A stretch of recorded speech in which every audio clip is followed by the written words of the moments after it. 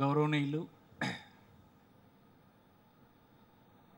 మన పార్టీ అధ్యక్షులు శ్రీ జగన్మోహన్ రెడ్డి గారు,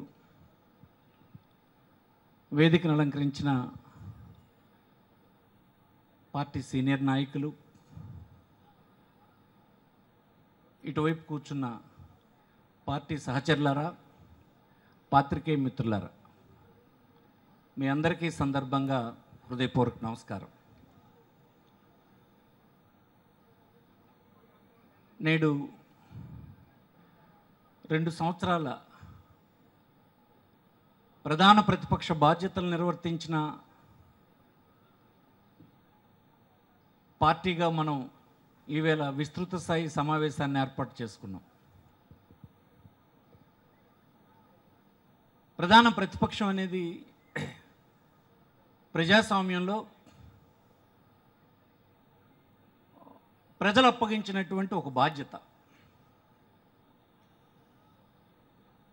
అధికారం ఒక్కటే ప్రజలు అప్పచెప్పారని అనుకుంటే అది పొరపాటు. ఒకసారి ప్రభుత్వాన్ని ఏర్పాటు చేసిన తర్వాత ఆ ప్రభుత్వం డే టు డే తీసుకుంటున్నటువంటి నిర్ణయాలు, చేస్తున్నటువంటి విధాన నిర్ణయాలు, చట్టాలు, అవి అమలు చేస్తున్నటువంటి తీరు, అవినీతి, అక్రమాలు, రాజ్యాంగ విరుద్ధమైనటువంటి పనులు, ఇవన్నీ రోజు చూడడానికి ప్రజలు నిరంతరం చూడరు. ఒక రాజకీయ పార్టీకి మన వ్యవస్థలో అధికారాన్ని ఇస్తారు, ఇంకో రాజకీయ పార్టీకి ప్రధాన ప్రతిపక్ష బాధ్యతలు ఇస్తారు.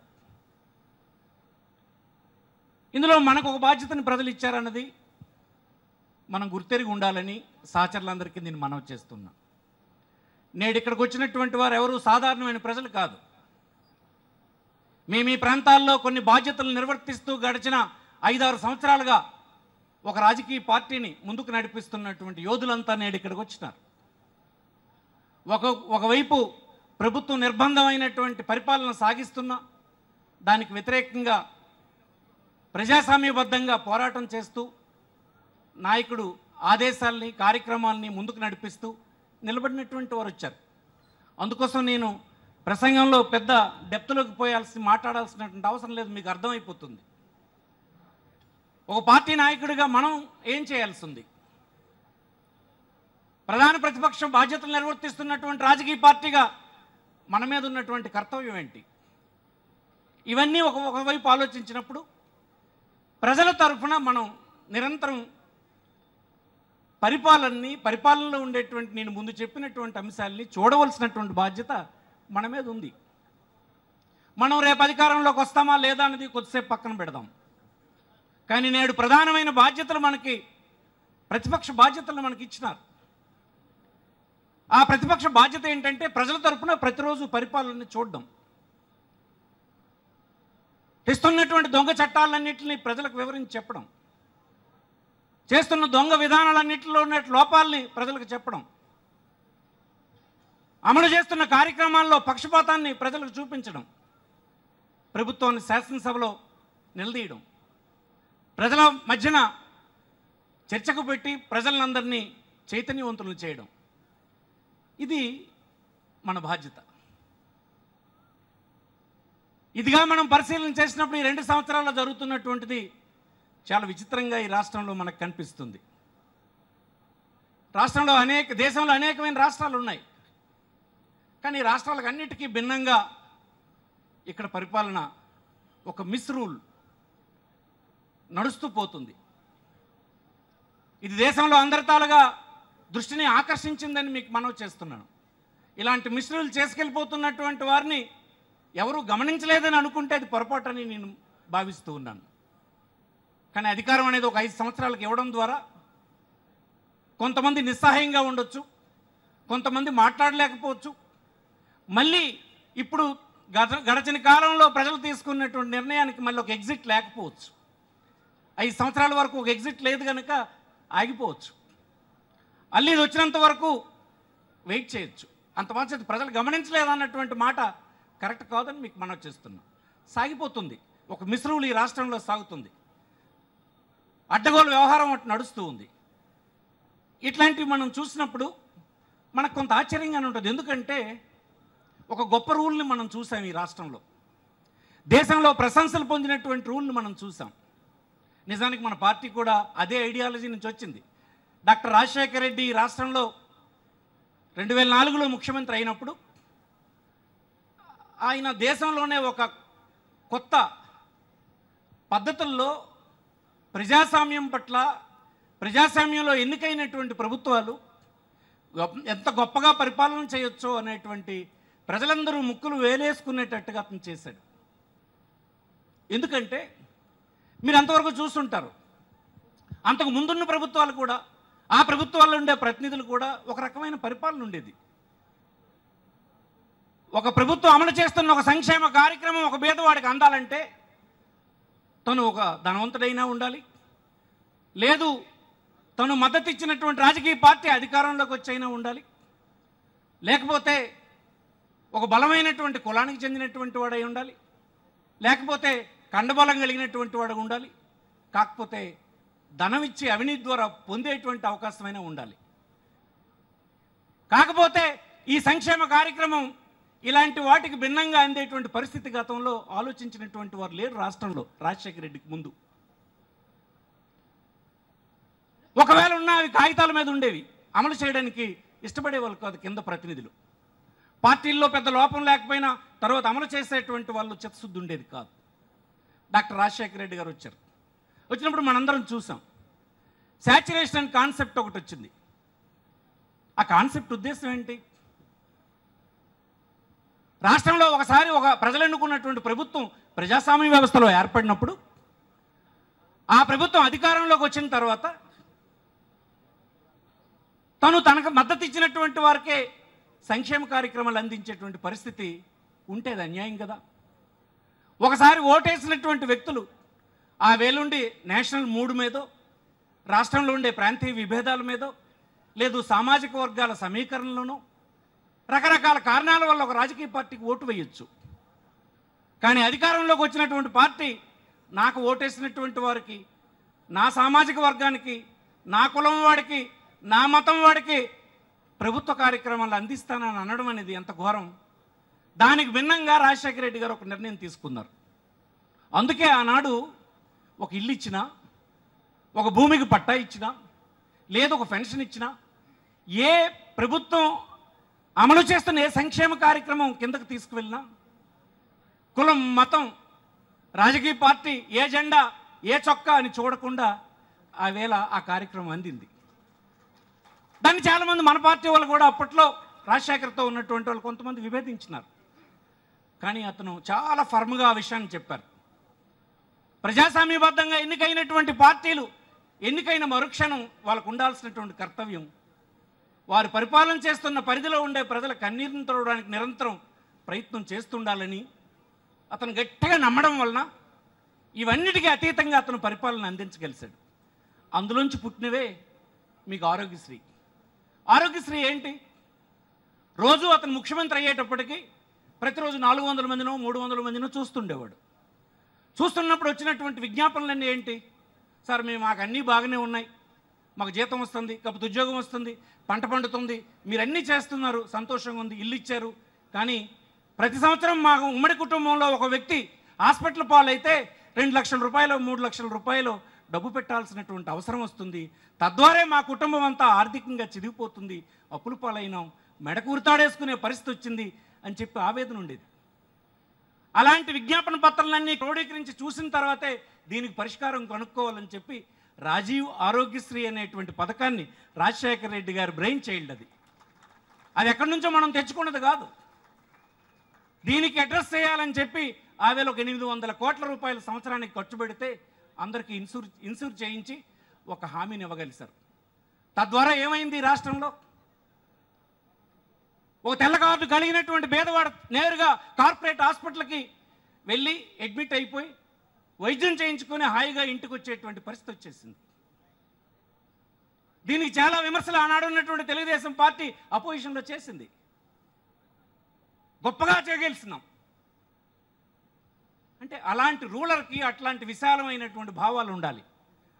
అందులోంచి వచ్చినటువంటి మనకి ఈనాడు పరిపాలన చాలా విచిత్రంగా మనకు కనిపిస్తుంది, చాలా అన్యాయంగా కనిపిస్తుంది. ఈ ప్రభుత్వం దిశ ఏంటో మనకు తెలిసిపోయింది. ఒక 5 సంవత్సరాల కాలంలో, ఒక 2 సంవత్సరాల కాలం తర్వాత ఈ విషయాన్ని మాట్లాడడం అని అంటే 2 సంవత్సరాలకే మనం ఒక అంచనాకు వచ్చేస్తాం ఈ ప్రభుత్వం గురించి. ఈనాడు ప్రభుత్వం తాలూకా ప్రాధాన్యతలు ఏంటో మనకు తెలిసిపోయినాయి, ఈ ప్రభుత్వంలో ఉండేటువంటి కుట్రలు ఏంటో మనకు తెలిసిపోయినాయి. చాలా అన్యాయమైనటువంటి పాలన సాగుతుంది. ఈవేళ వైద్యం అయితే 80% ప్రైవేటైజ్ అయిపోయింది. ఉన్నటువంటి ప్రభుత్వ ఆసుపత్రులు కూడా ఇచ్చేస్తున్నారు. ఆరోగ్యశ్రీగా చేర్పించినటువంటి పేషెంట్లు చేర్పించే హాస్పిటల్ లేదు. ఒకవేళ చేర్పిస్తే ఆ హాస్పిటల్కి డబ్బు ఇచ్చే పరిస్థితి ప్రభుత్వం నుంచి లేదు. అంటే దాంట్లో మనకి ఏమర్థమవుతుంది? పేదవాడి సమస్యల పట్ల ఈ ప్రభుత్వానికి ఉన్న నిర్లక్ష్య ధోరణి దాంట్లో మీకు అర్థమవుతుంది. ట్రెండ్ మనకు తెలిసిపోతుంది. రియల్ ఎస్టేట్ తీసుకోండి. రాష్ట్రంలో రైతాంగ భూములన్నింటినీ లాక్కోవడం, రియల్ ఎస్టేట్ వ్యాపారం చేయడం, దాన్ని వ్యతిరేకించిన రాజకీయ పార్టీలని, చైతన్యవంతుల్ని, సంఘాలని అన్నింటిని అభివృద్ధి నిరోధకులని చెప్పడం. రియల్ ఎస్టేట్ని అడ్డుకున్నటువంటి వాళ్ళు అభివృద్ధి నిరోధకులు అవుతారు. ఇది చంద్రబాబు గారి భాష్యం. ఇవాళ అంతకు మించినటువంటి కార్యక్రమం ఉందా? సరే, రాజధానికి సంబంధించిన విషయాలు మాట్లాడతారు. అలాగే ఒక్కొక్కటి తీసుకోండి. విద్య తీసుకోండి. విద్య దేశంలో ప్రైవేటైజ్ అయ్యింది. ఈ రాష్ట్రంలో మరింత వేగవంతంగా వెళ్ళిపోతుంది.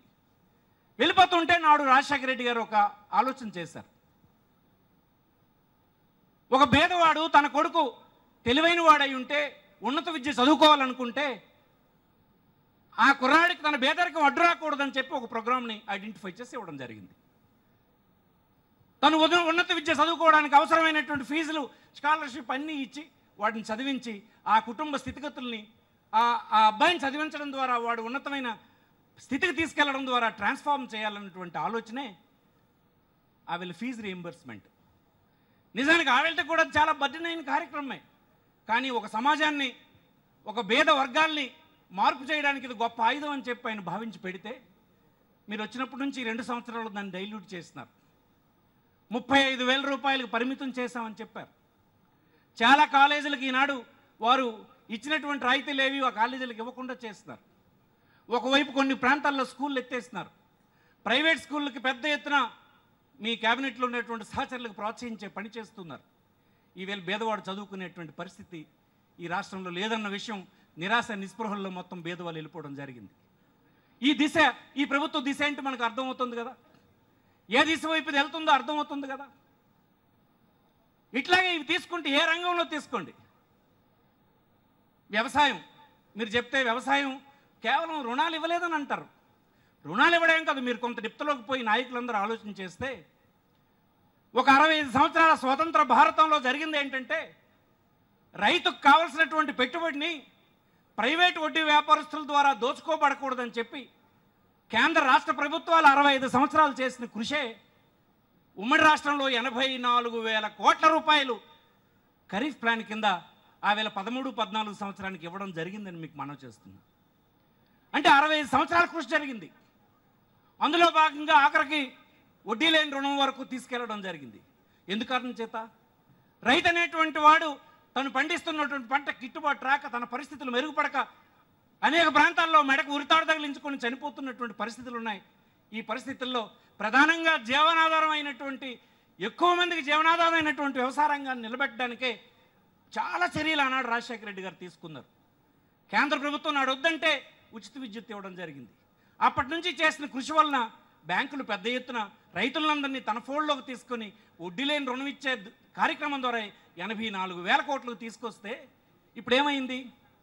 మీరు అధికారం కోసం ఒక్క మాటే అబద్ధం ఆడారు. నేను రద్దు చేసేస్తున్నాను, మీ బంగారం మీ ఇంటికి వచ్చేస్తుంది, తాకట్టు పెట్టిన కాగితాలు మీ ఇంటికి వచ్చేస్తాయి, ఇలాగ రావడం అలాగ తీరిపోవడం అనే మాట చెప్పారు. సరే, అమాయకులైనటువంటి రైతులు నమ్మారు. తద్వారా ఏమైంది? ఇప్పుడు రైతు కట్టలేదు, మీరా బ్యాంకు చెల్లించలేదు, బ్యాంకా మళ్ళీ రుణం ఇవ్వడానికి వాళ్ళ నిబంధనలు వర్తించవు. ఇంత పెద్ద ఎత్తున 65 సంవత్సరాలు నిర్మాణం చేసినటువంటి వ్యవస్థని జస్ట్ సింపుల్గా ఒక్క అబద్ధంతో నీ స్వార్థం కోసం కూల్చేసినావు కదా. ఇది కూల్చేయడం అంటారా, ముందుకు పోవడం అంటారా? చెప్పండి.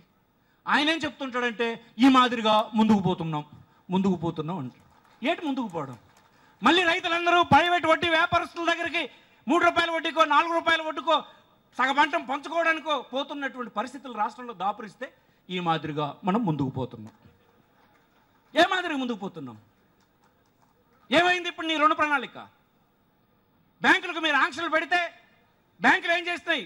రైతుల పేర్లు పెట్టినట్టుగా పెట్టి పెద్ద రైతులకు ₹1,00,00,000 ఇచ్చి ప్రయారిటీ సెక్టర్ అయినటువంటి అగ్రికల్చర్కి ఇంత మొత్తం ఇచ్చినామని దొంగ లెక్కలు చూపించి రైతుల పేకలు కోసేస్తారు. ఒకటే రెండా ఎన్నని చెప్పాలి? రైతు వ్యవస్థను మొత్తం కూల్చేస్తున్నారు. ఒకవైపు నువ్వు భూములు తీసుకుంటావు, రెండో వైపు రుణం లభించదు, మూడో వైపు పండినటువంటి పంట ఎక్కడ గిట్టుబాటు ధర ఇచ్చి కొనే దిక్కు లేదు, కనీసం రివ్యూ చేసినటువంటి పరిస్థితి ప్రభుత్వంలో లేదు. నాలుగవది వాళ్ళ పేరు పెట్టి కాలువలని ఇరిగేషన్ ప్రాజెక్టులని ఎక్కడికి వెళ్తే అక్కడ 2 బెట్లు కలిపేస్తాను, 2 నదులు కలిపేస్తాను, అవి కలిపేస్తుంది, ఇవి కలిపేస్తుంది. ఇదే మాట. 300 కోట్ల లంచాలకు ఆశపడి పోలవరం లాంటి లైఫ్ లైన్ ప్రాజెక్టును పక్కన పెట్టి పట్టిసీమనేటువంటి ఒక ఒట్టి ప్రాజెక్టును పట్టుకొని ఎండబడుతున్నటువంటి స్థితి ఈ 2 సంవత్సరాల్లోనే నీ డైరెక్షన్ మాకు తెలిసిపోయిందని ఈ సందర్భంగా మనం చేస్తున్నాం. ఇది ఎవరికి మనం తెలియజేయాలి? ఎవరి దాకా తీసుకువెళ్ళాలి? ఈ రాష్ట్రంలో ఉండే నిర్బంధ పరిస్థితులు మీకు తెలుసు కదా. ఎలా అయితే ఇవి పౌరుల దగ్గరికి వెళ్తాయి? ఇన్ని విషయాలు ప్రధాన ప్రతిపక్షంగా అప్పచెప్పినటువంటి బాధ్యతల్ని నిర్వర్తించడంలో ఈ విషయాలన్నీ చేరవేయడానికి మన అధ్యక్షుడు ఇచ్చిన కార్యక్రమమే గడప గడపకు. గడప గడప ఎలా చేయాలి, ఎంత డీటెయిల్డ్గా చేయాలి, ఎలా రూపకల్పన చేసుకోవాలని ఆయన మాట్లాడుతారు. రాజకీయాలకు ఒక సీజన్ ఉంటుంది కదా. జనవరి నుంచి మనకు జూన్ వరకు బహిరంగ ప్లేసుల్లో సమావేశాలు పెట్టుకోవడానికి దానికి వాతావరణం ఆంధ్రప్రదేశ్లో కలిసి వస్తుంది. అందుకోసం ఈ కాలంలో గ్రామాల్లోనూ, మండలాల్లోనూ, జిల్లాల్లోనూ, రాష్ట్రంలోనూ అన్ని స్థాయిల్లో పార్టీ సమావేశాలు బయట పెట్టుకుంటాం. కానీ ఇప్పుడు మాన్సూన్ బిగిన్ అయింది. ఒక 6 మాసాలు వ్యవసాయ పనులైతే కానీ మాన్సూన్ కానీ మొత్తం మీద మనకు బయట కార్యక్రమాలు పెద్దగా చేసుకోవడానికి అవకాశం ఉండదు. అలాంటి సందర్భంలో పార్టీ ఇచ్చే ఒక కార్యక్రమమే గడప గడప. అది రూపకల్పన చేస్తున్నారు, అది మీకు చెప్తారు డీటెయిల్డ్గా. అయితే ప్రధానమైన ప్రతిపక్షంగా మనం చెప్పాల్సినటువంటి కొన్ని ఉన్నాయి. మొన్న మీరు చూస్తుంటారు, తిరుపతిలో మహానాడు జరిగింది. ఆయన చెప్పుకోవడానికి ఏమీ లేవు. లేకపోతే ఒక మాట చెప్పాడు సింపుల్గా, నేను వచ్చినటువంటి వెంటనే రాష్ట్రంలో అందరికీ కరెంట్ ఇచ్చేస్తానని చెప్పాడు. 24 గంటల కరెంట్ ఇచ్చేస్తానని చెప్పాడు. కానీ మన పార్టీ కార్యకర్తలకు కూడా కొంతమంది నిజమే కదండి, కరెంట్ కట్టలేకంటే వస్తుంది, మరి అతను ఇచ్చేసాడేమో అన్నటువంటి భావన కొంతమందికి వ్యక్తమైంది. ఇవందరూ అన్నీ శోధించరు. కానీ ఫ్యాక్ట్స్లోకి మీరు వెళ్తే ఏం జరిగిందని అంటే, ఇదే మాట పక్కన చంద్రశేఖరరావు గారు చెప్తున్నారు. దిక్కుమల్ల కాంగ్రెస్ 60 సంవత్సరాల్లో కరెంటు మాకు ఇవ్వలేదు, ఇప్పుడు నేను ఇచ్చినాను ఆయన అంటున్నాడు. పక్కన ఫడ్నవీస్ అంటాడు, నేను వచ్చిన 2 నెలల్లోనే మహారాష్ట్ర అంతా కరెంట్ ఇచ్చాను అంటున్నాడు. పక్కన ఒరిస్సా అదే మాట చెప్తుంది. ఈ పక్కన ఉన్న తమిళనాడు అదే పరిస్థితి చెప్తుంది. ఇప్పుడు దేశం అంతా 24 గంటల కరెంట్ ఇచ్చే పరిస్థితి ఉంది. ఏంటి దీన్ని వెనుకున్న కదా? ఈ దేశంలో 2009 వరకు ఒక 80,000 మెగావాట్ల థర్మల్ విద్యుత్, అంటే బొగ్గుతో ఉత్పత్తి అయ్యేటువంటి విద్యుత్ ఉత్పత్తి అయితే 9 నుంచి 14 వరకు అదనంగా మరొక 1,00,000 మెగావాట్ల విద్యుత్తుని ఉత్పత్తి చేసే ప్లాంట్లు ఈ దేశంలో తయారైన కృషి వలన. ఆ ప్రాజెక్టులన్నీ తయారై రెడీ అయినప్పటికీ ప్రపంచంలో కోల్ మార్కెట్ అంతా $120, $140 వెళ్ళిపోయింది టన్ను. $140 వెళ్ళిపోయింది టన్ను. కోల్ ప్రపంచం నుంచి బయట నుంచి తెచ్చుకుంటే తప్ప సరిపోయిన కోల్ మన దగ్గర లేదు. అందుకోసం నిర్మాణమైన ప్రాజెక్టులు అలాంటి ఖరీదు పెట్టి కొన్నటువంటి కోల్తో ఉత్పత్తి చేస్తే గిట్టుబాటు కాదు కనుక మూసేయడం జరిగింది. ఈవేళ ఏమైంది? ప్రపంచంలో 14 తర్వాత వచ్చిన కొద్ది నెలలకే సెకండ్ హాఫ్ నుంచే ఫ్యూయల్ రేట్లన్నీ పడిపోయినాయి. డీజిల్, పెట్రోలు, క్రూడ్ ఆయిల్స్, బొగ్గు, నేఫ్తా ఇట్లాంటివన్నీ ధరలు పడిపోయినాయి. మీరు చూస్తుంటారు. $120 ఉండే బొగ్గు $30 పడిపోయింది. వెంటనే అప్పుడు నిర్మాణం చేసిన ప్రాజెక్టులన్నీ మళ్ళీ డోర్లు తెరిచి షట్టర్లు ఎత్తి ఉత్పత్తి ప్రారంభించినారు. ఉత్పత్తి ప్రారంభిస్తే ఈవేళ దేశంలో ఉత్పత్తి అయినటువంటి విద్యుత్తు మన అవసరాలకు మించినంత విద్యుత్ ఈనాడు దేశంలో వచ్చేసింది. ఇది పీయూష్ గోయల్ బీజేపీ గవర్నమెంట్లో ఎనర్జీ మినిస్టర్ 5 ఏప్రిల్ 15న స్వయంగా పార్లమెంట్లో ప్రకటన చేసినాడని మీకు మనవి చేస్తుంది. ఏ రాష్ట్రం ఇబ్బంది పడాల్సిన అవసరం లేదు. 1,00,000 మెగావాట్ల థర్మల్ విద్యుత్ మనకి అదనంగా యాడ్ అయింది. మీరు ఎవరు కావాలంటే వాళ్ళు కొనుక్కొని తెచ్చుకోండి, 24 గంటలు కరెంట్ ఇవ్వండి అని చెప్పడం జరిగింది. మరి చంద్రబాబు 2 నెలల్లో నేను గొప్పగా ఈ పరిస్థితి మార్చానంటే మనందరికీ తెలుసు కదా, ఒక థర్మల్ పవర్ ప్రాజెక్ట్ శంకుస్థాపన చేస్తే 5 సంవత్సరాలు కనీసం పడుతుంది పూర్తి కావడానికి. మరి 2 నెలల్లోనే అతను ఒక ప్రాజెక్టు పెట్టి ఈ రాష్ట్రానికి అదనంగా కావలసిన మెగావాట్లు ఉత్పత్తి చేశాడా? లేదు కదా. అంటే ఇదంతా అతను అది చెప్పాడని నాకు బాధ కాదు, అదే చెప్పాడు అని అంటే ఇంకా అతను చెప్పడానికి కూడా ఏం లేనటువంటి పరిస్థితిలో అతను మహానాడులో ఉందని ఈ సందర్భంగా మీకు మనం చేస్తాం. ఏం చెప్పుకోవడానికి లేదు పాపం అతనికి కూడా. అతనంతా కన్ఫ్యూజన్లో ఉన్నాడు. కన్ఫ్యూజన్లో ఉండి అంతా మొత్తం రాష్ట్రాన్ని అంతా పాడు చేశాడు. గ్రామ పంచాయతీలు ఎన్నికలు అయినాయి. మనకు తెలుసు కదా, గ్రామ పంచాయతీల్లో ఒక పంచాయతీని ఎన్నుకోవడానికి గ్రామంలో ఉండేటువంటి పెద్దలు ప్రజలు ఎలా ఆలోచిస్తారు?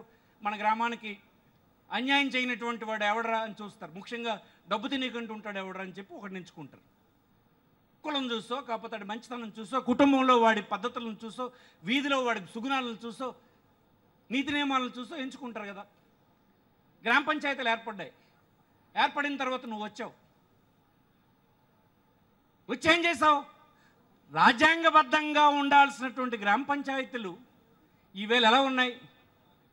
ఆ ఊర్లో ఎందుకు పనికిరానటువంటి దొంగలకు ఒక 5గురు చూసి, కిరికిరి పెట్టిన మనుషులను చూసి కిరికిరి కమిటీలన్నీ పెట్టాను. ఈ కిరికిరి కమిటీలు ఇప్పుడు రాజ్యాంగబద్ధంగా పనిచేస్తున్నాయి గ్రామాల్లో. దేశంలో ఒక రాజ్యాంగబద్ధమైనటువంటి ప్రొటెక్షన్ గ్రామ పంచాయతీలకి, మండల పరిషత్తులకి, జిల్లా పరిషత్తులకి, స్థానిక సంస్థలకు ఉంటే దానికి వ్యతిరేకంగా నువ్వు ఒక కార్యక్రమం చేస్తే దీన్ని దేశంలో ఎవరూ ప్రశ్నించలేని పరిస్థితులు ఉంటే ఇది మిస్రూల్ అంటారా? దీన్ని రాజ్యాంగబద్ధమైన పరిపాలన అంటారా? చెప్పండి. ఆఖరికి ఇప్పుడు వాళ్ళు ఏం చేస్తుంది మీ అందరికీ తెలిసిందే, మీరే నాకంటే ఎక్కువ చూస్తున్నారు.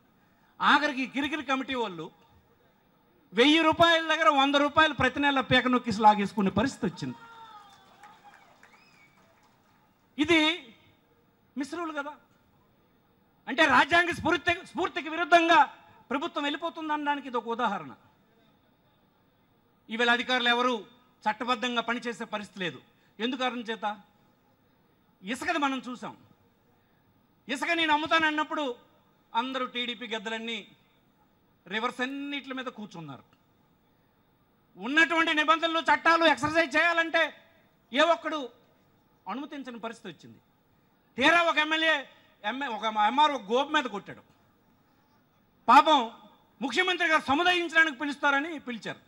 పాపం అమాయకురాలు కనుక వెళ్ళిపోచ్చింది ముఖ్యమంత్రి దగ్గరికి. వెళ్ళిపోతే అసలు నువ్వెందుకు వెళ్ళావు అక్కడికని చెప్పి మన ముఖ్యమంత్రి గారు అడిగారు. ఇక అలాగ అడిగిన తర్వాత ఒక మండల మెజిస్ట్రేట్ని సాక్షాత్తు ముఖ్యమంత్రి ఆ విధంగా అవమానించిన తర్వాత ఏ అధికారైనా ఈ రాష్ట్రంలో చట్టాలకు, నిబంధనలకు, ప్రొసీజర్స్కు, సాంప్రదాయాలకు అనుగుణంగా పనిచేస్తారా? చెప్పండి. దీన్ని రాజ్యాంగ విరుద్ధమైన పరిపాలన అంటారా, రాజ్యాంగబద్ధమైన పాలన అంటారా? చెప్పాలని చంద్రబాబుని అడుగుతున్నాను. మీరు ఎన్ని రోజులు ఉంటారు? మీరే కాదు, ఏ ప్రభుత్వాలు వచ్చినా శాశ్వతంగా ఉండవు. కానీ ఒక 65 సంవత్సరాలుగా స్వాతంత్ర అనంతరం మనం నెలకొల్పినటువంటి సాంప్రదాయాలు, చట్టాలు, ప్రొసీజర్స్, పద్ధతుల్ని నీరుగా చెల్లిపోయేటువంటి పద్ధతి కరెక్టా? ఎన్ని వ్యవస్థలను మీరు కూల్చేసినారు? కూల్చిన జాబితా ఎంత ఉంది? ఈ అన్నిటి మీద కూల్చి మీరు నడవాలనుకుంటున్నారు. మీరు నడుస్తారు, దూరం వెళ్ళిపోతారు, ప్రజలు మీకు తిరస్కరిస్తారు, ఇవన్నీ జరుగుతాయి. కానీ ఈ నష్టాన్ని ఎవరు పూడుస్తారు? మళ్ళీ గడిచిన 9 సంవత్సరాలు నీకు అధికారం ఇచ్చిన రోజున జరిగినటువంటి అన్యాయాలే సరిదిద్దడానికి తర్వాత రాజశేఖర రెడ్డి గారు చేర ప్రయత్నం చేయాల్సి వచ్చింది. రెవెన్యూ వ్యవస్థను అప్పుడు కూల్చినారు. గ్రామాల్లో రికార్డ్స్ అన్నీ మాయమైపోయి పేదవాళ్లకు, బలహీనలకు ఇబ్బందులు వచ్చి ధనవంతుల చేతికి ఆస్తులు వెళ్ళిపోయినటువంటి పరిస్థితులు ఉత్పన్నమైతే మళ్ళీ రెవెన్యూ వ్యవస్థను పునరుద్ధరించడం జరిగింది కదా. ఎన్ని వ్యవస్థల్ని ఆనాడు సరిదిద్దితే మళ్ళీ 10 సంవత్సరాల తర్వాత వచ్చావంటే నువ్వు మారిపోయానని చెప్పావు. నేను మారిపోయాను, గతం చంద్రబాబుని కాదన్నావు. పోనీ ఆంధ్రప్రదేశ్ బైఫర్గేట్ అయిపోయింది, బైఫర్గేట్ అయిపోయినటువంటి అనుభవజ్ఞుడైనటువంటి ఇతనికి ఇచ్చేద్దామని ప్రజలు అనుకుంటే, అనుభవజ్ఞుడికి ఇస్తే నువ్వు ఇప్పుడు మరి 2 తగిలించండి అన్నట్టుగా ఇంతకంటే అన్యాయమైన, గతంలో పరిపాలన కంటే అన్యాయమైన పరిపాలన ఈవేళ రాష్ట్రంలో తెచ్చినాం. ఈ ధర్మాన్ని అడుగుతుంది. ఈ విషయాలు ఇంటింటికి తీసుకువెళ్ళడం ఎలా? ప్రధాన ప్రతిపక్షంగా మనం ఇవన్నీ గమనిస్తున్నామన్నటువంటిది, మనకు ప్రజల ప్రోప్యమైనటువంటి కార్యక్రమాన్ని నిర్వర్తిస్తున్నామన్నది మనం ప్రజలకు జవాబుదారీగా ఉండాల్సిన అవసరం ఉంది కదా. అధికారంలో ఉన్నటువంటి వాడే కాదు, ప్రజాస్వామ్య వ్యవస్థలో అపోజిషన్ కూడా బాధ్యతగానే ప్రజల తరఫున నిలబడాల్సినటువంటి అవసరం ఉంది. దానికి ఒక బలమైనటువంటి గుండె నిబ్బరమైన నాయకుడు మనకున్నాడు. ఇచ్చినటువంటి కార్యక్రమం ద్వారా ముందుకెళ్దాం. ప్రజలు నిర్లిప్తంగా ఉన్నారని, ప్రజలేమి పట్టించుకోవడం లేదని, మనకు సహకారం లేదని మీరెవరూ భావించొద్దని మనం చేస్తున్నాం. అదేం కాదు, సమయం రావాలి. ఈవేళ ఒక ఓటు వేసినటువంటి పౌరుడు మళ్ళీ అతను రియాక్ట్ అవ్వడానికి మన వ్యవస్థలో మధ్యన మళ్ళీ అవకాశం లేదు. అవకాశం మళ్ళీ 5 సంవత్సరాల నాడే వస్తుంది. అంతవరకు మన బాధ్యతలు మనం నిర్వర్తించే పని చేయాల్సినటువంటి అవసరం ఉంది. ఈ సందర్భం మనం చేస్తున్నాం. ఇంకో గమ్మత్తు చూసారా? చంద్రబాబు గారు ఈ రాష్ట్రంలో రెవెన్యూ పరిస్థితి గురించి, ఆదాయం గురించి చెప్తాడు. రాష్ట్రం అప్పుల పాలైపోయింది, కేంద్ర ప్రభుత్వం సహకరించడం లేదు, కేంద్ర ప్రభుత్వం నా మాట వినడం లేదు, నన్ను నమ్మడం లేదు, సహకరించడం లేదని ఒక పక్క చెప్తాడు. ప్రజలకు ఇచ్చిన హామీలను అమలు చేయడంలో నాకు అవకాశం ఉన్నటువంటి రెవెన్యూ సమకూరడం లేదు కనుకే నేను చేయలేకపోతున్నానని చెప్తున్నాడు. ఇది ప్రజలకందరికీ అతను నమ్మించాడు. అందుకోసం మన గ్రామాల్లో ఉన్నటువంటి ప్రజలు చాలామంది అనుకుంటున్నారు, ఇది చేయకపోవడానికి డబ్బు లేదు లేరా అనుకుంటున్నారు. ఇది నిజం. ఎందుకంటే రాష్ట్రం విడిపోయిందంటే ఘోరం అయిపోయింది, మోసం అయిపోయింది అనే భావనలోనే అతను జనాన్ని పెట్టాడు. కానీ ఫ్యాక్ట్స్ అలా లేవు. ఫ్యాక్ట్స్ భిన్నంగా ఉన్నాయి. మీరు కాగ్ రిపోర్ట్ చూడండి. 13, 14, 15, 16 ఆర్థిక సంవత్సరాల్లో ఈ రాష్ట్రానికి సమకూరిన రెవెన్యూస్ డిఫరెంట్గా ఉన్నాయని మీకు మనవి చేస్తున్నాం. తెలంగాణ, ఆంధ్రప్రదేశ్కి సంబంధించి ప్రపోర్షనేట్గా, జనాభాకు ప్రపోర్షనేట్గా మనకు రెవెన్యూస్ ఉన్నాయి. ఇలాంటి పరిస్థితుల్లో ఈ ప్రభుత్వం ఎందుకు చేయలేకపోతుంది? ఇదే కంపారిజన్ పక్క రాష్ట్రానికి వచ్చినప్పుడు వాళ్ళు సాగునీరు కోసం ప్రాజెక్టులు చేస్తున్నారు, త్రాగునీరు కోసం భారీ ప్రాజెక్టులు చేస్తున్నారు, పెద్ద పెద్ద పరిశ్రమలు తేగలుస్తున్నారు, విశాలమైనటువంటి తెలంగాణ అభివృద్ధి కోసం చేస్తున్నారు. మరి అక్కడ కొద్దో గొప్ప రైతుల తల రుణమాఫీ చేశారు, అక్కడ ఫీజు రియంబర్స్మెంట్ ఉంది, అక్కడ పెన్షన్ ఉంది. అవన్నీ ఉంటూ ప్రధానమైన రంగాలకు అక్కడ ఎలా చేస్తున్నారు, ఇక్కడ ఎందుకు చేయడం లేదు ఈ ప్రభుత్వం? నువ్వన్నీ అసలు నీ డబ్బంతా వృధా అయిపోతుంది. కమిషన్లకి, కక్కుర్తికి, ట్రిప్పులకి, ఇతర దేశాల నుంచి వచ్చినటువంటి సంస్థలకి ఫీజుల కింద, కన్సల్టెన్సీల కింద అన్యాయమైనటువంటి పద్ధతిలో డబ్బంతా తగలబెడుతూ ఉన్నావు. అందుకోసం 2 సంవత్సరాల రూల్లో ప్రజలకు నువ్వు చెప్పినటువంటి ఏ ఒక్క హామీని నీ మేనిఫెస్టోలో చేయకపోగా దానికి నువ్వు కారణం ఏం చెప్తావు? అసలు రెవెన్యూ సమకూర్చడం లేదు చెప్తున్నావు. బట్ ఫ్యాక్ట్ ఏముంది? నువ్వే అదర్ హ్యాండ్ మరొక దగ్గర ఎలా మాట్లాడతావు? 10.99 జిఎస్డిపి ఈ రాష్ట్రం సాధించిందని చెప్తావు. 2 అంకెల జీడిపి సాధించినటువంటి రాష్ట్రం మాదని చెప్తావు.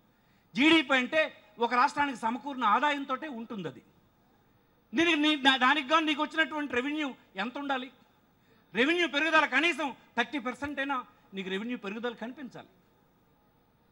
14% రెవెన్యూ పెరుగుదల ఉందంటావు, 2 అంకెల జీడిపి సాధించానని చెప్తావు, ఇక్కడేమో కార్యక్రమాలకు డబ్బు లేదని చెప్తావు. ఈ కాంట్రడిక్షన్ ఏ వేదిక ఆ వేదిక నువ్వు మాట మార్చి ప్రజల్ని గందరగోళంలో పెట్టి ఒక అనుభవజ్ఞుడైనటువంటి వ్యక్తిగా నువ్వు చేయాల్సిన పనేనా ఇది? నీకు అనుకూలమైనటువంటి ప్రచారం చేసే సాధనాలు ఉన్నాయి కనుక తప్పుడు ప్రచారాలను చేయించే కార్యక్రమం చేసుకుంటూ పబ్బం గడుపుతున్నావు. ఇది ధర్మం? ఒక ముఖ్యమంత్రి చేయాల్సిన పనిదేనా? ఫ్యాక్ట్స్ ఏంటో ప్రజలకు తెలియనివ్వు. తెలిసినటువంటి పత్రికలు ఉంటే ముగిస్తానంటావు. అప్రజాస్వామికంగా, రాజ్యాంగ విరుద్ధంగా వాళ్ళ మీద దాడి చేయిస్తావు. ఇది కరెక్ట్ కాదు కదా అని అడుగుతున్నాను. పరిపాలన ఏది కరెక్ట్గా ఉందో చెప్పండి. ఒక విధంగా 2 సంవత్సరాల్లోనే పెద్ద ఎత్తున అన్ని వర్గాలు ఈవేళ దెబ్బతిన్నాయి. వెనుకబడిన ప్రాంతాలు శ్రీకాకుళం, విజయనగరం, విశాఖపట్నం ఉంది. ఇటు రాయలసీమ 4 ప్రాంతాలు ఉంది. దాని పట్ల నీకు ఎందుకు ఇంత కక్ష? కేంద్ర ప్రభుత్వం 12 సంస్థలు ఇస్తే ఒక సంస్థ కూడా శ్రీకాకుళంలో పెట్టలేదే. మళ్ళీ నువ్వు ఎలాంటి పరిస్థితులు తీసుకురావాలనుకుంటున్నావు? తెలంగాణ నుంచి ఆంధ్రప్రదేశ్ రాష్ట్రం విడిపోవడానికి కారణమైనటువంటి ఒక ప్రాంతం అభివృద్ధి అనేటువంటిది మళ్ళీ ఇప్పుడు నువ్వు రాజధానిలో చేయాలని ప్రయత్నం చేస్తున్నావు. ఈ రాష్ట్రాన్ని మళ్ళీ అల్లకల్లోలం చేసే కార్యక్రమానికి పునాది వేస్తున్నావు. మరి మా కడుపు మండదా? నువ్వు ఎలాగ ఇచ్చేది లేదు. కేంద్ర ప్రభుత్వం ఇచ్చిన 12 సంస్థలు చట్టంలో ఉన్నటువంటి ఇచ్చినప్పుడు 13 జిల్లాలు కలిగినటువంటి రాష్ట్రంలో శ్రీకాకుళంలో ఒక సంస్థ పెట్టాల్సినటువంటి అవసరం ఉందా? నువ్వు పెట్టావా? ఇప్పుడు చెప్పగలవా మాకు? ఇటీవల అందుబాటులో ఉన్న 3 సర్వేలకి అత్యంత వెనుకబడిన జిల్లా శ్రీకాకుళం అని నిర్ధారణ అయిన విషయం వాస్తవం కాదా? సెన్సస్ తీసుకో, 11వి శ్రీకాకుళం, విజయనగరం అత్యంత వెనుకబడిన జిల్లాలు. అలాగే రాయలసీమ ప్రాంతం కక్షగట్టి వైఎస్ఆర్సీపీకి అనుకూలంగా ఉన్నారు కనుక ఆ ప్రాంతాలకు ఏం జరగకుండా చేయాలని ప్రయత్నం చేస్తున్నాం. ఇది సమగ్రంగా రాష్ట్రాన్ని అభివృద్ధి చేయాల్సినటువంటి వ్యక్తి చేయాల్సిన పనేనా? దీన్ని మిశ్రులు అనరా? ఏ ఒక్క నిర్ణయం కరెక్ట్గా లేనటువంటి పరిస్థితి 2 సంవత్సరాలు నడుస్తుంది. నేను మీ అందరికీ కోరేది, ఇవన్నీ మీ అందరికీ తెలిసినవే, పత్రికల్లో చదివారు, టీవీల్లో చూశారు, మన నాయకులు ప్రసంగాలు విన్నారు, మన నాయకుడు ఉపదేశాన్ని విన్నారు. కానీ ఇది జనంలోకి తీసుకెళ్లడం కార్యక్రమం గురించి మీరుగా ఒక ప్రత్యేకమైన పాత్రను నిర్వహించాలని నేను కోరుతున్నా. మీరు సాధారణమైన వ్యక్తి కాదు, పార్టీలో ఒక బాధ్యతలు నిర్వర్తిస్తున్న వ్యక్తులుగా, ఒక మండల ప్రెసిడెంట్, ఆ మండలంలో దీన్ని విస్తరించి 10 కుటుంబాలకు చెప్పడం ఎలా? ఒక డిస్ట్రిక్ట్ ప్రెసిడెంట్ తన ఆఫీసును నడుపుతూ కార్యక్రమాన్ని ముందుకు తీసుకెళ్లడం ఎలా? ఒక పార్లమెంటరీ ఇన్ఛార్జ్ తన కర్తవ్యం ఏంటి? ఈ మాదిరిగా ప్రతి ఒక్కరూ తన బాధ్యతను కొంత తీసుకెళ్లే ప్రయత్నం చేయాల్సినటువంటి అవసరం ఉందని మనం చేస్తున్నాం. రాజకీయ పార్టీ నడపడం అనేది చాలా కష్టమైన పనే, అందుకే అందరికీ సాధ్యం కాదు. దానికి ఒక బలమైన నాయకుడు, విశాలమైన లక్ష్యం కలిగిన నాయకుడు, గుండి ధైర్యం ఉన్నటువంటి నాయకుడు, మనందరినీ నడిపించగల శక్తివంతుడు ఒకరు ఉండాలి. మనకు అలాంటి వ్యక్తి ఈనాడు మనకు సమకూరినాడు కదా. అతను ఇచ్చిన కార్యక్రమాన్ని మనం తీసుకెళ్లే ప్రయత్నం చేయడంలో మనం విఫలం కాకూడదని మనం చేస్తాం. చిన్న చిన్న పొరపాట్లు, చిన్న చిన్న లోపాలు ఉంటే సరిదిద్దుకుందాం. ఇప్పుడే 5 సంవత్సరాలు పుట్టినటువంటి రాజకీయ పార్టీ, 5 సంవత్సరాలు పుట్టినటువంటి పార్టీకి కొన్ని అవంతరాలు, కొన్ని లోపాలు అక్కడక్కడ ఉండొచ్చు. ఉంటే సర్దుకొని ముందుకు తీసుకెళ్లే ప్రయత్నం చేద్దాం. అవి పెద్ద బూచి కింద చూపించి నిర్వీర్యం చేయాలని ప్రయత్నం చేస్తారు. శాసనసభ్యులను ఏకంగా కొనే కార్యక్రమం ఈ దేశంలో అతను ప్రవేశపెట్టి విర్రవీగుతున్నాడు ఈ రాష్ట్ర ముఖ్యమంత్రి. అది చట్టవిరుద్ధం అని తెలుసు, రాజ్యాంగ విరుద్ధం అని తెలుసు. ఎన్ని రకాల రాజ్యాంగ ఉల్లంఘనలు జరుగుతున్నాయో మీరు చూసుంటారు. ఎన్నికల్లో అందరికీ నేనే డబ్బు పెడతానని అతను చెప్తూ ఉన్నాడు. అంటే ఆ డబ్బు ఎక్కడి నుంచి వస్తున్నట్టు? దీన్ని చూస్తూ ఈ దేశంలో ఉండేటువంటి రాజకీయ పార్టీలు, ప్రెస్, కోర్టులు అన్ని చైతన్యవంతులు ఊరుకోవాలా? అది గొప్ప విషయం చంద్రబాబు మాట్లాడాలని తప్పలు కొట్టాలా? అన్యాయమైన పరిస్థితుల్లో దోచుకుంటున్నాడని అనుకోవాలా? డెఫినెట్గా అలాగే అనుకుంటారు. దానికి అవసరమైన సందర్భంలో చెక్ పెడతారని, ప్రజాస్వామ్యంలో దీనికి అడ్డం ఉంటుందని విషయాన్ని మనం నమ్మాలి, నమ్మి తీరాలి. చరిత్ర అదే చెప్తుందని ఈ సందర్భంగా మీ అందరికీ మనం చేస్తున్నాం. పార్టీ సహచరులారా, 2 సంవత్సరాలు అనేది మనం సక్సెస్ఫుల్గానే నడిపాం. ఒకంత మీకు భారమైన విషయం కూడా వాస్తవమే. పార్టీ ఇచ్చిన అనేక కార్యక్రమాలు తీసుకెళ్లడంలో ఆర్థిక వనరులు, శక్తి, శ్రమ, ఒకవైపు నిర్బంధం, వాళ్ళు చేస్తున్న అల్లర్లు అన్నీ ఇండిగావు. ఇవన్నిటినీ అధిగమించి మీరు ముందుకు వెళ్తున్నారు. దీన్ని ఎవరూ తప్పుపట్టలేరు, దీన్ని ఎవరూ తక్కువ అంచనా వేయలేరు. కానీ ఇక ఉన్నటువంటి ఈ 3 సంవత్సరాల కార్యక్రమాన్ని కూడా మనం తీసుకువెళ్ళడానికి ఆలోచన చేస్తూ ఉండాలి. మరి 10 మందిని కూడగట్టే పని చేస్తూ ఉండాలి. ఈ దిశ వైపు మరింత మందిని కార్యోన్ముఖులు చేసి ముందుకు తీసుకెళ్లాల్సినటువంటి ప్రయత్నం చేయాలని ఈ సందర్భంగా మనం చేస్తూ, అనేక విషయాలు ఒక రూల్కి సంబంధించి ఉంటాయి. అవన్నీ ఇక్కడ నేను మాట్లాడక్కర్లేదు. కానీ ఒక బ్యాడ్ రూల్ని మండల స్థాయిలోను, గ్రామ స్థాయిలోను, జిల్లా స్థాయిలోను, రాష్ట్ర స్థాయిలోను ఈ విధానం లోపాలను ఎప్పటికప్పుడు మీరు ఒకవైపు చర్చించుకుంటూ, ఆ ఇన్ఫర్మేషన్ అంతా తెచ్చుకుంటూ, అవసరమైన ఇన్ఫర్మేషన్ని రైట్ ఇన్ఫర్మేషన్ యాక్ట్ కింద తెచ్చుకుంటూ, మీ ఆఫీసులన్నింటినీ ఇట్లాంటి సమాచారం తెచ్చే కేంద్రాల కింద రకరకాల రిసోర్స్ పర్సన్స్ని ఏర్పాటు చేసుకుంటూ మరింత క్రియాశీలకంగా ముందుకెళ్లాల్సినటువంటి సమయం ఆసన్నమైందని సహచరులందరికీ ఈ సందర్భంగా మనవి చేస్తూ, నేడు 2 సంవత్సరాల నాడు మనం నిర్వహించినటువంటి పాత్రని మనం తెలుసుకుంటూనే, చూసుకుంటూనే ఇక ముందు నిర్వహించాల్సిన పాత్ర కోసం ఇంత డీటెయిల్ డిస్కషన్ జరపడానికి విస్తృత సమావేశం జరగడం, అందులో నేను కూడా 2 మాటలు సహచరులతో మాట్లాడే అవకాశం రావడం నాకు సంతోషంగా ఉందని మనవి చేస్తూ మీ అందరి వద్ద సెలవు తీసుకుంటున్నాను. నమస్కారం.